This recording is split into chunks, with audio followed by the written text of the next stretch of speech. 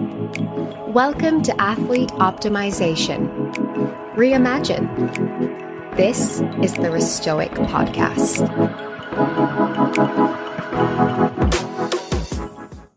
Welcome back. Today we have a very special edition interview episode with a Restoic ambassador. She is a lacrosse legend, and I'm talking about Taylor Cummings, professional lacrosse player, Team USA, two-time NCAA national champion, four-time All-American, three-time, and I know I'm going to butcher this, but Tualatin Award winner, which goes to the #1 lacrosse player in the country, three-time Honda Sports Award recipient.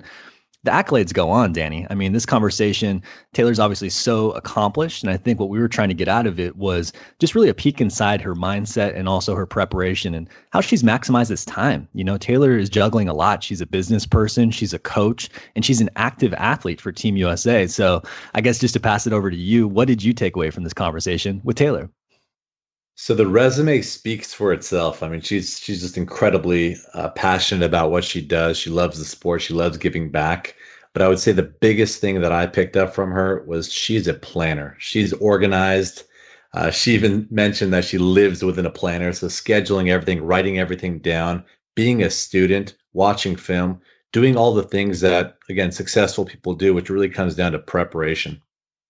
Yeah, you know, she said something towards the end, which was about being a student of the game, right? And I really loved that. So there were so many good little pieces of information that were spread throughout this conversation. And I think whenever we get a chance to have a chat with someone who is so accomplished as an athlete, I think what we're hoping for is that it gives some motivation, some inspiration, and some insight into someone who's been able to perform at such a high level, going all the way back to high school, but even just to what she's doing today. We're really happy and excited to have her part of the Restoic team as an ambassador. And we know that you're all going to very much enjoy this episode. To get to your level, it's not just physical talent. It's obviously tapping into other areas. So we're just really excited to hear your story and share this message with so many athletes out there. Yeah, thank you so much for having me. I'm really excited to get to talk to you guys today. Amazing, amazing. So just to start off, I mean, you mentioned that the U.S. World Cup is July 2021 in Maryland. How has everything with COVID shifted your preparation, you know, where you stand as a team and just how you're really getting ready for that big moment? Yeah, COVID has definitely thrown a wrench into our prep. We had a training weekend in June and tryouts in July scheduled that have since been pushed back. We now have tryouts as early as December, like the first week of December. So for many of us, we will have gone 13 months without playing together. So that's definitely been a really grueling process just to kind of mentally keep pushing the training dates back and having to kind of come around to the fact that we're going to be doing a lot more prep in a longer span of time. But then once we're back together, we will realistically only have seven and a half months to prepare as a team in person for World Cup in July. So it's definitely been, a unique experience, but I think it's one that's made us a lot stronger, both as a unit, as a team, but also as individuals, just having to constantly, my coach in college used to say, expect nothing, be ready for everything. And that's really what we're living in right now. So just trying to take it sort of one hurdle at a time and continue my training and not be, disappointed with the setbacks, but rather expect them at this point. I love that. That's a great quote, by the way. I'm going to write that down. And so then the funny part is, I've been trying to pick the brains of a lot of the teams that I'm working with, Ian and I, and it's just very different. You see a wide spectrum of how teams are preparing. And, you mentioned that your team has actually gotten closer through this. That's a really big point of emphasis because some of the teams I'm working with, they're asking, what are the top level athletes and teams doing? And so if you wouldn't mind expanding upon that in terms of what have you guys done to stay closer, to hold each other accountable, and to really just stay sane during these difficult and challenging moments? I think one of the unique things about our U.S. team is that many of our players are coaches at the collegiate level or the high school level. So the springtime is typically where we're all running all over the place and really, we might say like, hi, how are you? Or send little texts, but for the most part, this spring is kind of our business time where we don't spend a lot of time chatting because we frankly don't have time and we're all on different schedules. So to have, the back end of the spring seasons for college and high school coaches sort of vacated, it left us a ton of time to connect in a time period where we usually don't talk to each other a lot. We definitely don't see each other a lot. And so we've been doing a lot of Zooms. We've been doing workouts together, trying to, get inspiration on different quarantine workouts that we can do in various levels of space that we each have. And I think, we all know as individuals that we as individual players are needing more support. So I think we're doing a better job of making sure we're giving that support to our teammates. Just because we know we need it reciprocated as well. We're usually pretty, able to motivate ourselves, and we do a ton of work on the back end by ourselves anyway, but now we were really, really isolated. And I think that just helped us kind of recognize that we need each other now more than ever. And whether it's supportive texts, inviting each other to, Zoom workouts, calling each other up, just asking how we're doing in timeframes where we usually aren't with each other. I think that's been really helpful. And I'm grateful for the support of my coaches and my teammates through this.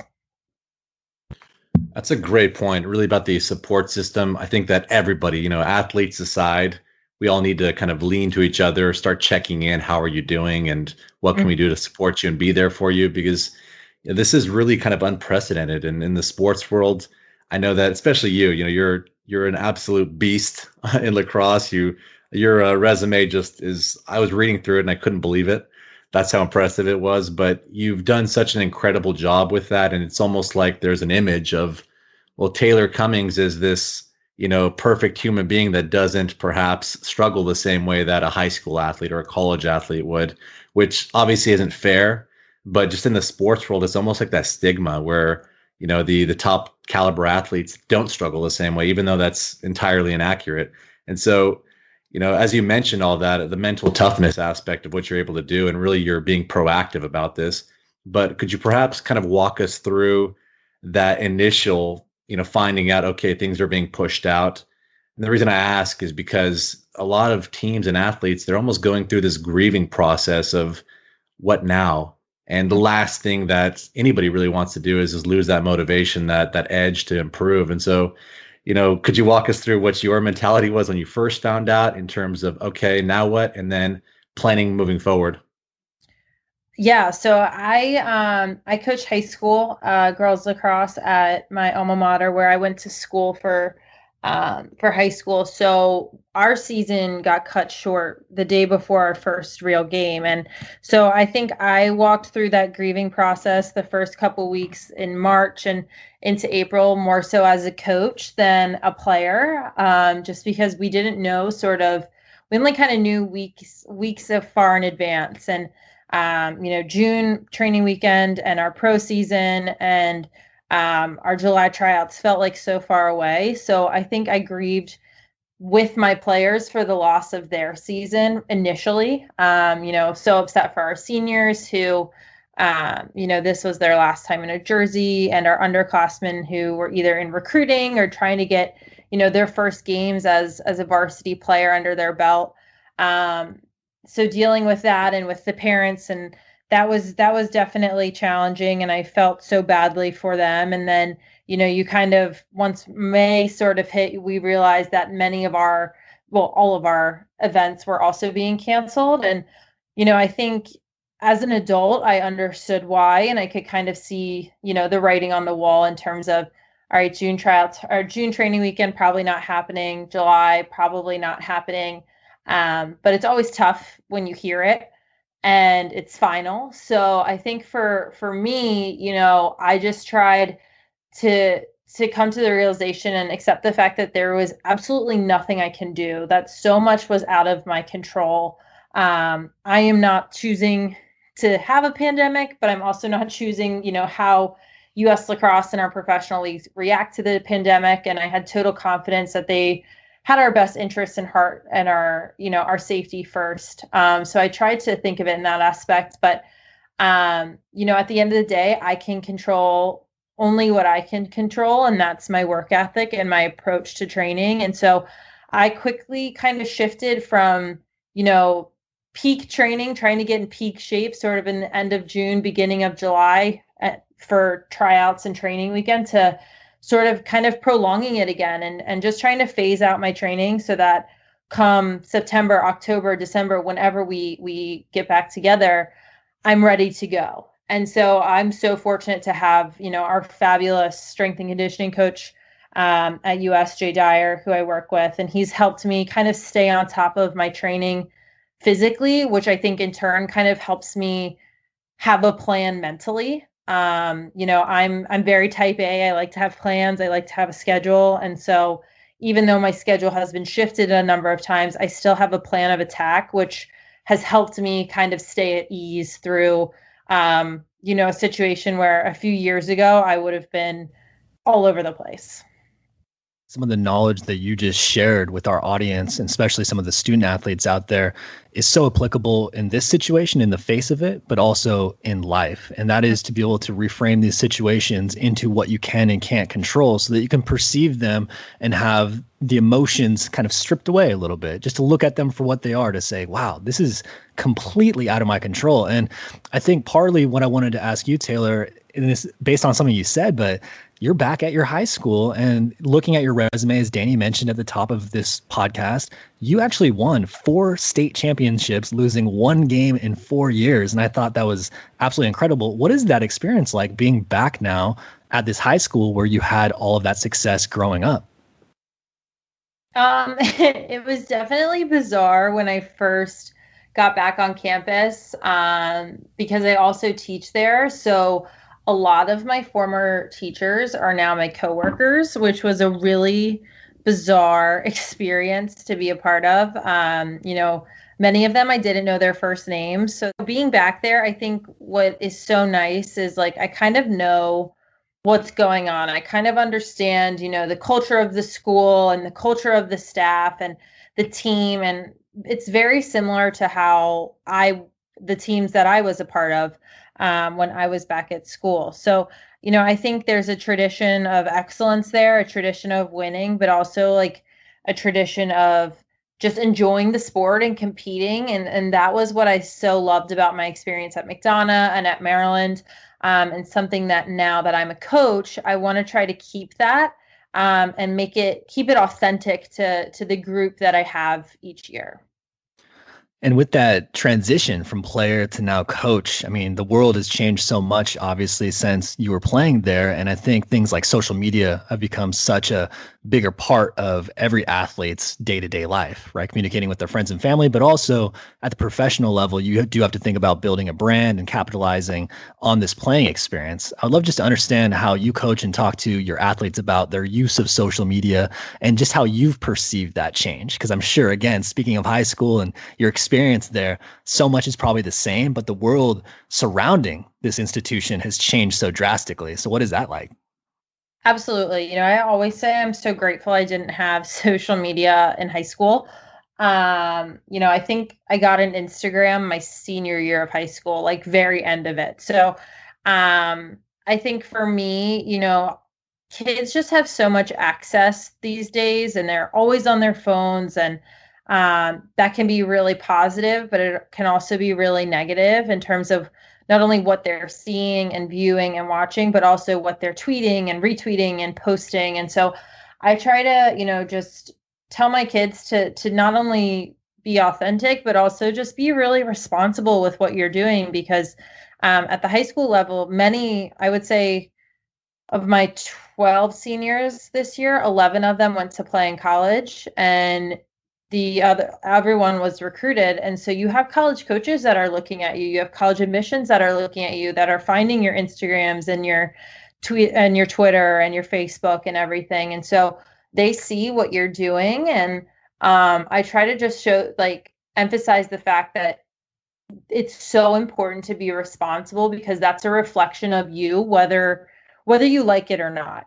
And then for me, as somebody who uses social media to, help with my business, but also just as sort of an outlet for my day to day, I try to just be authentic, be really conscious about what I'm posting and sharing and how it reflects on me, but also, trying to be authentic and vulnerable at the same time, because there's people I follow who are very true to themselves. And then there's people I follow who definitely aren't. And it's hard when you're younger to see the difference. And I can even catch myself nowadays, not being able to tell the difference either.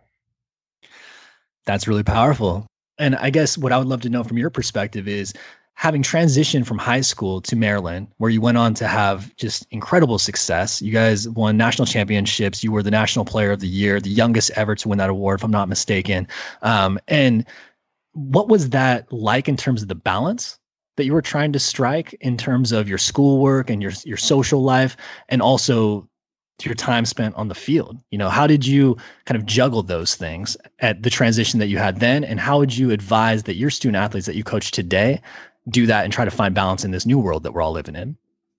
Yeah, I mean, especially at like the top, being a college athlete in general is so tough. But at the D1 level, especially at a place like Maryland where, we were top 5 consistently, it's definitely, like having 2 full-time jobs where you are a full-time student and you're also a full-time athlete. And so for me, I think what I really tried to do from the beginning, which I learned at McDonough, which was so helpful, was to just be organized. And so I tell all of my kids, going in, write down every single piece of homework, every single exam that you get in your syllabus at the beginning of the year in your planner for every class, and then write down every practice and every game and every away trip you have for the semester, and see where there's overlap.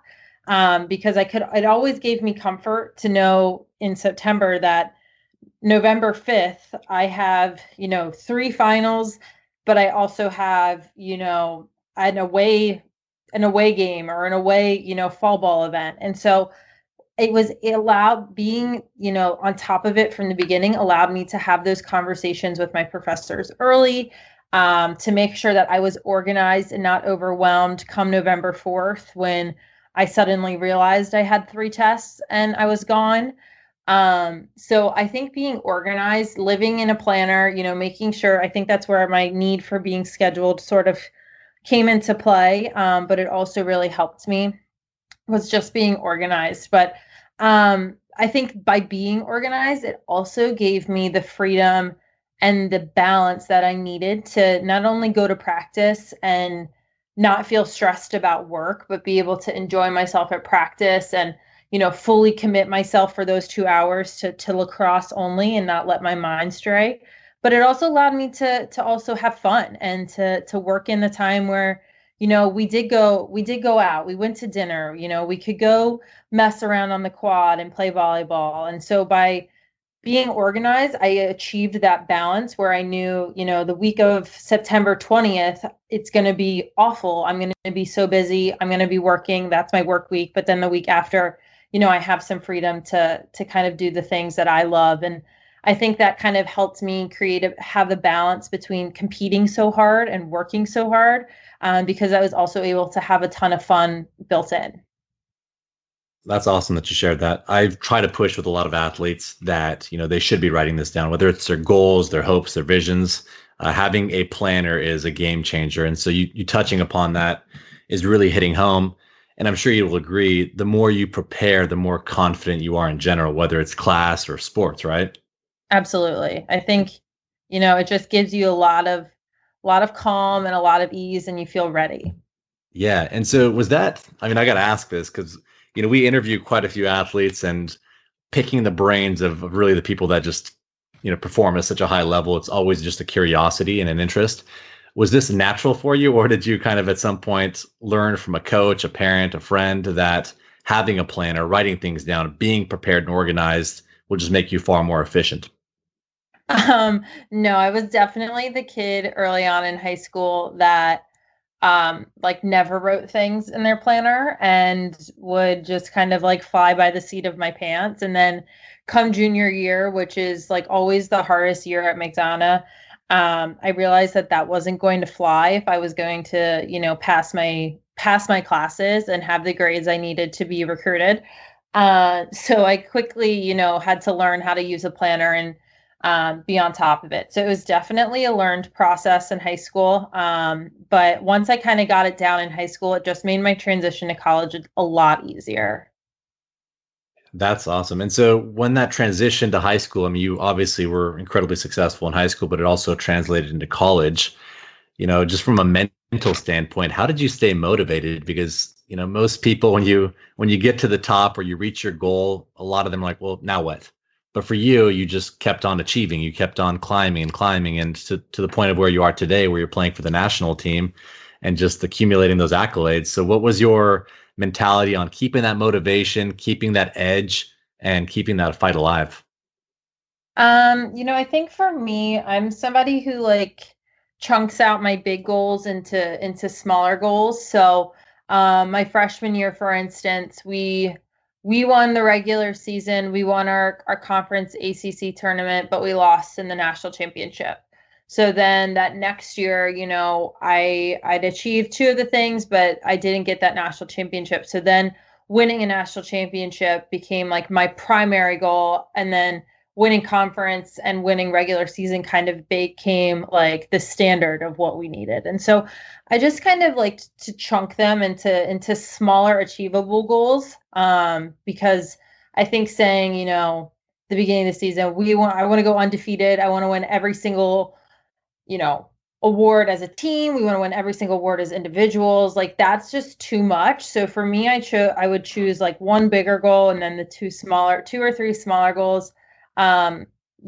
Mostly pretty much always team oriented. I'm just a firm believer that, individual accolades are awesome, but the team goal, like I played a team sport for a reason, and those team goals and those team accolades were something that were really important to me. But I also believe, when your team does well, the individuals do well as well. And that's kind of like the cherry on top at the end. So I think for me, I try to do small goals, whether it's, for me right now, my next goal is to perform well at tryouts in December. And once that happens and once tryout happens and we evaluate how that tryout went, we move on and we set up another goal. And so I think, it's so hard when, especially for US, like our World Cup is every 4 years.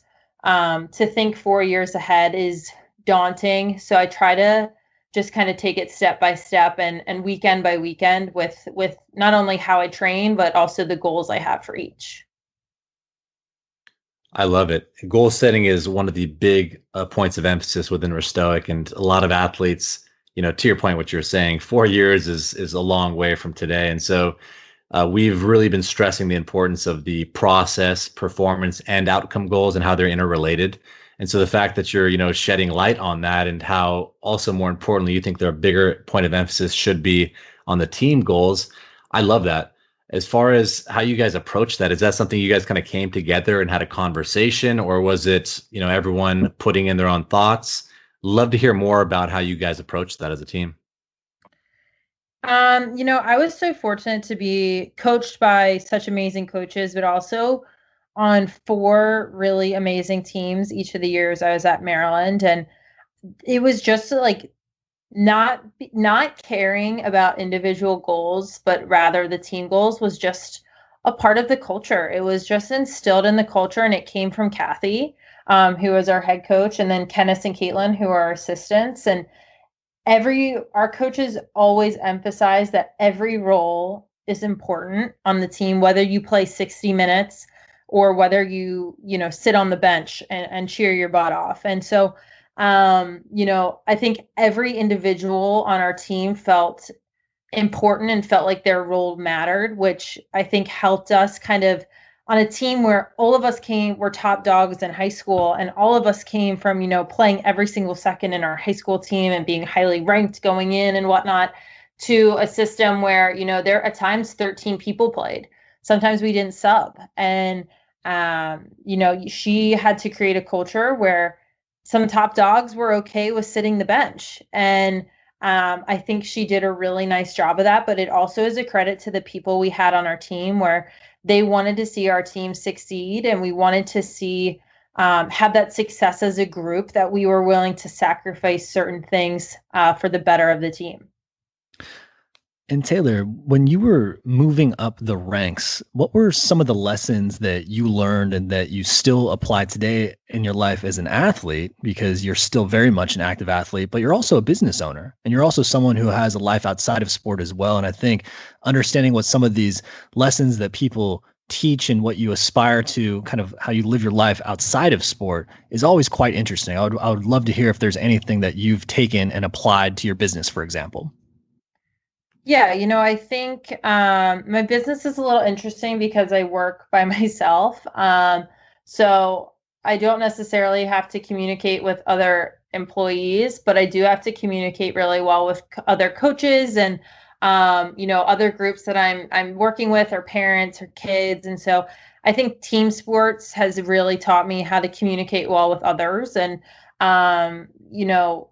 figure out how I can best relay information, whether that's me coaching a session, whether that's me communicating with coaches and whatnot. But I think what being a part of a team has also taught me is, at different levels within the team, I'm in a different leadership position. And I think about, going from, college to teaching at McDonough. I also teach there.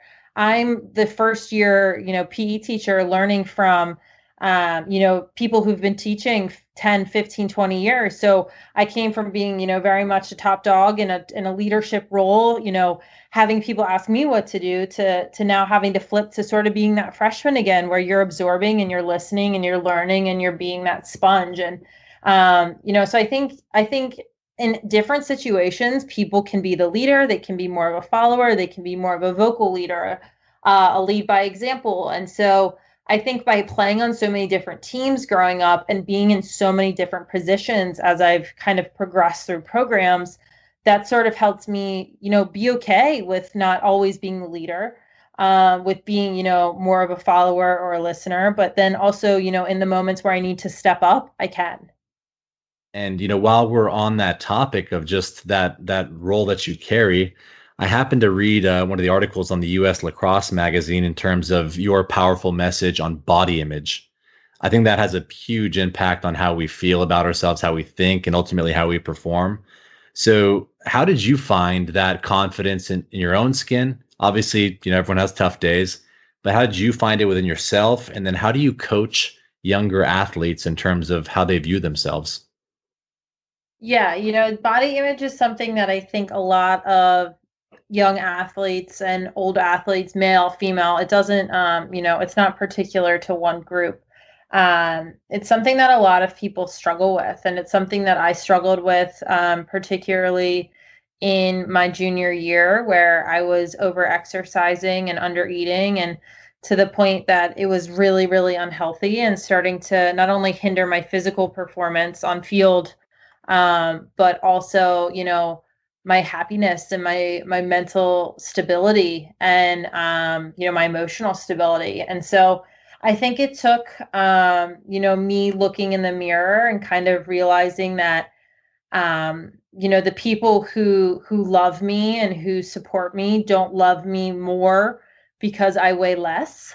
And I think that was, a big realization for me to make as a person. But I think what was really helpful to me and something that I try to do with my players and just people I'm around in general is, I was so fortunate to have such a great support system that every time I said something, negative about myself, either in a very serious situation or, something just off the cuff, almost as a joke, I had people, either kind of catching it and being like, nope, stop that. Or they'd be like, no, you're so strong. You're so tough. Like you're so confident, and what they did was not only reverse a negative to a positive, but they really tried to keep it away from image itself and not, you're so beautiful, you're so pretty. It was more like strong, powerful, confident, happy.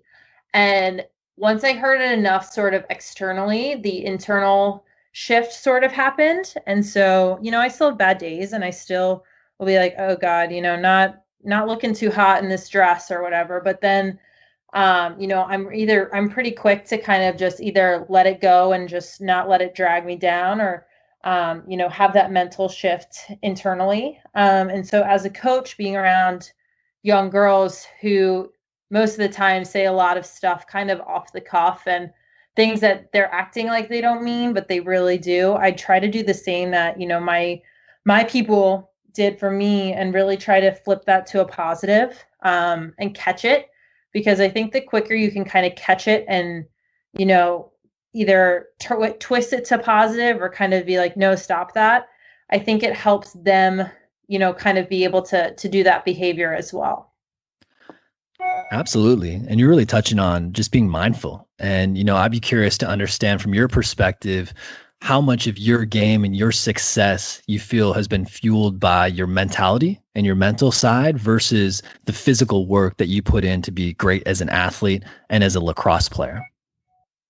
Yeah, the mental side, for me, is something that I've focused on, honestly, more so as, I've gotten out of school. And I think for me, one of the questions I get asked a lot is like, how do you react to mistakes? And what makes you confident to go out there and try things? And I think for me, I'm somebody who has, always lived and breathed by the risks I've taken.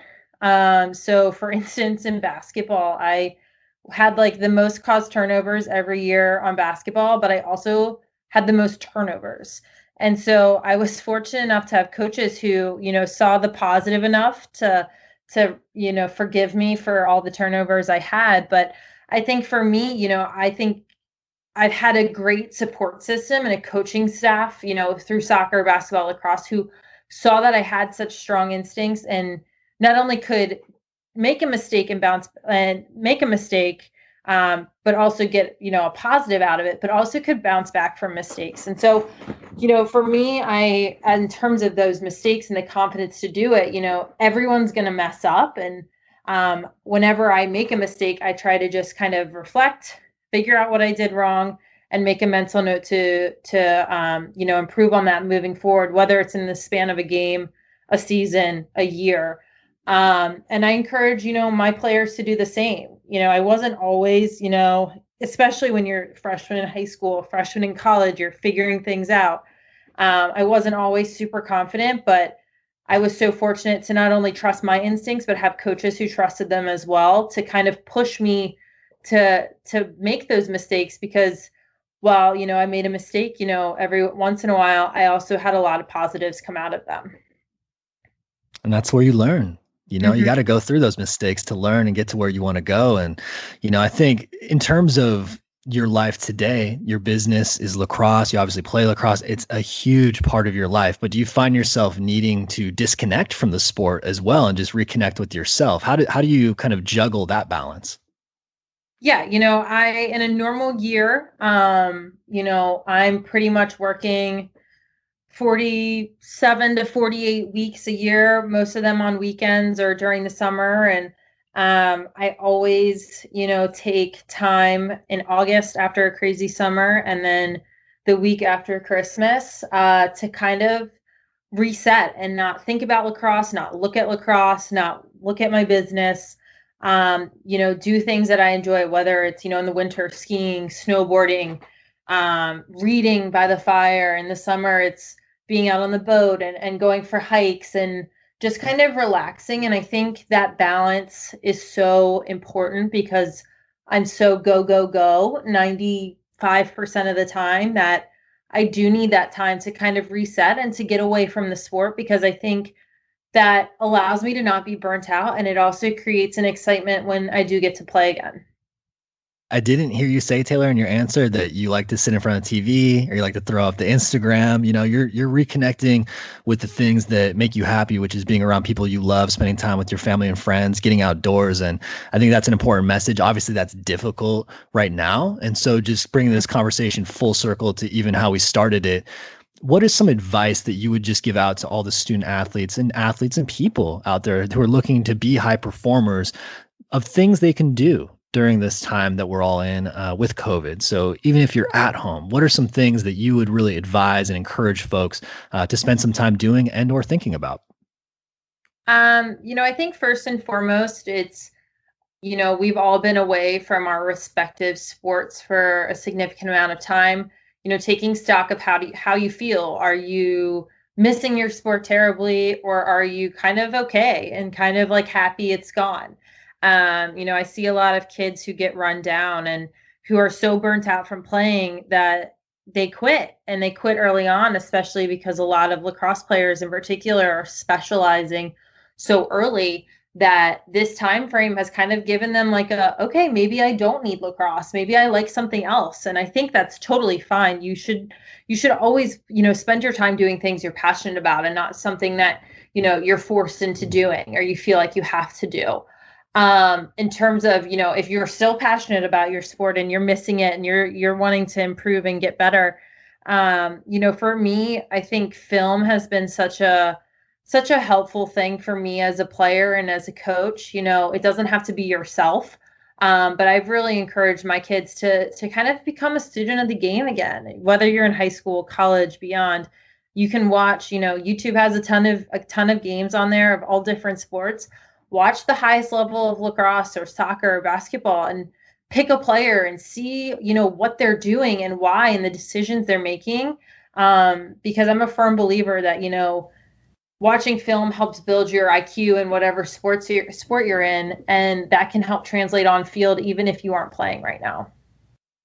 Become a student of the game. And it's something that I think now or anytime is good advice. And you've been full of good advice this episode, Taylor. We really do appreciate your time. And as we start to wrap up here, I would love to ask you where our listeners can follow you, where they can check you out. You mentioned going and becoming that student. If you're a lacrosse player, definitely go on YouTube, check out Taylor. You have great content up there, and so I really encourage everybody to go do that.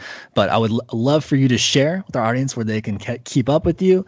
And then additionally, if you can tell us a little bit about the World Cup, which is coming to Maryland in July 2021. I would love to hear about that as well. Awesome. Yeah. So I'm pretty active on my Instagram, Taylor Cummings _, and my site, taylorcummingslacrosse.com, has all of the training I'm doing. It has camps and clinics and virtual lessons and individual lessons on there where you can sign up and learn more. And then hopefully, for all of our listeners, if you're in the Towson, Maryland area, July 7th through 17th, 2021, we'll be having our World Cup at Towson University. Fun fact, that's where I won my first national championship. So I'm really excited to go back and hopefully win a World Cup there. The most nations ever participating in a Women's World Cup is happening that summer, which will be really exciting. And another sort of fun fact is never in the history of the World Cup has the host country won gold. So we are hoping to change that and be the first in that. Well, we hope everybody gets out there to support you. I know we'll make sure to add to our show notes this information in terms of where you can follow along with Taylor. And Taylor, one more time, thank you. We hope you have a great rest of your day. Thank you so much. Really enjoyed being on this today and being a part of the Restoic family. I'm just really excited for everything moving forward. So thank you. Thank you for listening to this special edition episode. If you enjoyed it, we'd love for you to subscribe and appreciate 5-star reviews as we continue our podcast journey. If you're new to Restoic, stick around and learn more about us. Until next time.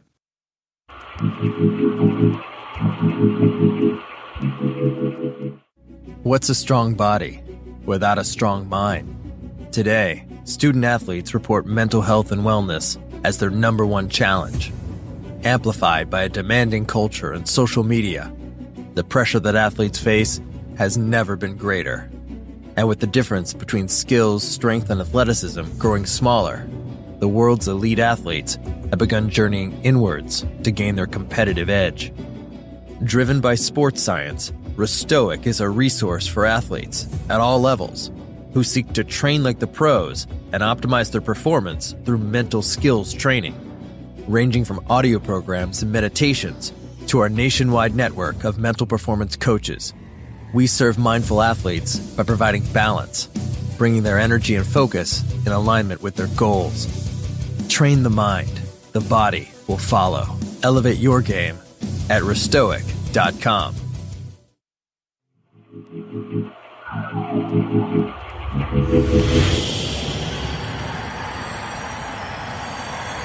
Remember, kid, there's heroes and there's legends. Heroes get remembered, but legends never die. Follow your heart, kid, and you never go wrong.